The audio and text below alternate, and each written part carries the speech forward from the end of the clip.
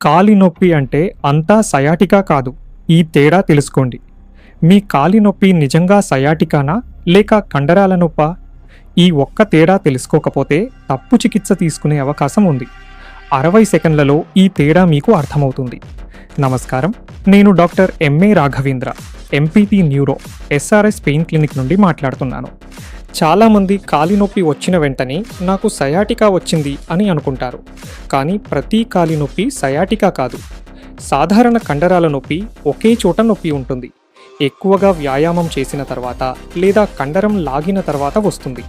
కొన్ని రోజుల్లో విశ్రాంతితో తగ్గే అవకాశం ఉంటుంది.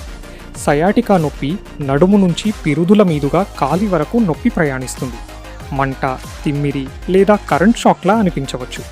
ఎక్కువసేపు కూర్చుంటే లేదా నిలబడితే నొప్పి పెరగవచ్చు.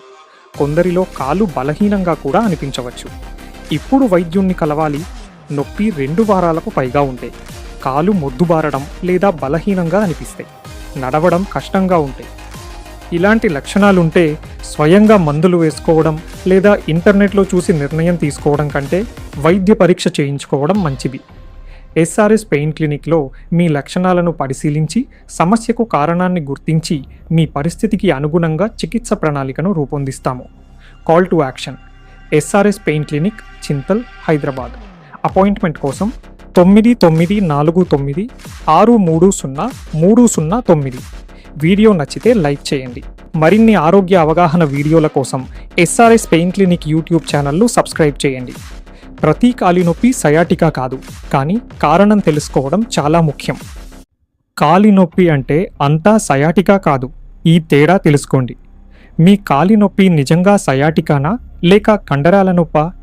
ఈ ఒక్క తేడా తెలుసుకోకపోతే తప్పు చికిత్స తీసుకునే అవకాశం ఉంది. 60 సెకండ్లలో ఈ తేడా మీకు అర్థమవుతుంది. నమస్కారం, నేను doctor MA Raghavendra, MPT neuro, SRS pain clinic నుండి మాట్లాడుతున్నాను.